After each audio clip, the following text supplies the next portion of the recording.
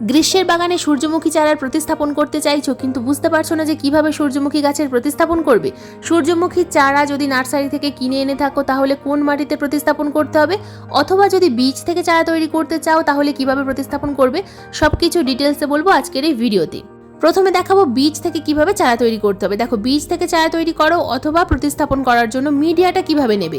সমপরিমাণ মাটি এবং কম্পোস্ট একসাথে মিশিয়ে নিতে হবে। বীজ আমি নার্সারি থেকে নিয়ে এসেছি, যদি তোমরা অনলাইন থেকে বীজ সংগ্রহ করো তো এরকম বীজ নিয়ে এসে প্রথমে 2-1 দিন রোদ্দুরে রাখবে।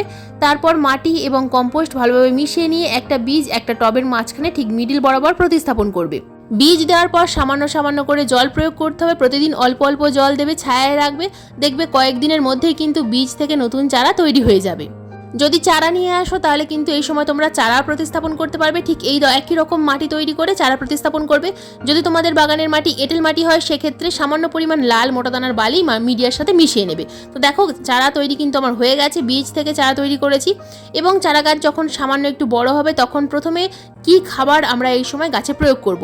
টবের মিডিয়াটা হালকা করে খুশে দিতে হবে। টবের মিডিয়া হালকা করে খুশে দেওয়ার পর গাছে প্রয়োগ করতে হবে লিকুইড খাবার। এই সময় লিকুইড খাবার গাছ খুব ভালোভাবে গ্রহণ করতে পারবে। আমি আমার বাগানে সূর্যমুখী গাছের জন্য দেখো এখানে একটা লিকুইড খাবার তৈরি করেছি। লিকুইড খাবার হিসাবে আমি রেখেছি এখানে সরিষার খোল ভেজানো জল। 100 গ্রাম সরিষার খোল 1 লিটার জলের মধ্যে ভিজিয়ে রাখতে হবে 3 দিন। তারপর সেই জলের সাথে আরও 9 লিটার সাধারণ জল মিশিয়ে গাছে প্রয়োগ করতে হবে। দেখো, একটা টবে আমি কিন্তু 500 ml সরিষার খোল ভেজানো জল প্রয়োগ করলাম।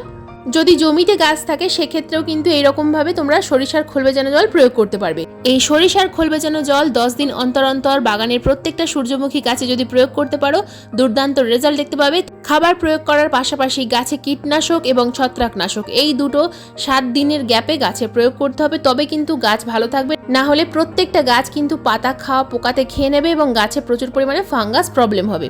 তো আজকের ভিডিও এই পর্যন্তই। সূর্যমুখী গাছের চারা প্রতিস্থাপন করো এবং গাছে প্রচুর পরিমাণে ফুল ফোটাও। আজকের ভিডিওটা সম্পূর্ণ মনোযোগ দিয়ে দেখার জন্য তোমাদের সবাইকে জানাই অসংখ্য অসংখ্য ধন্যবাদ।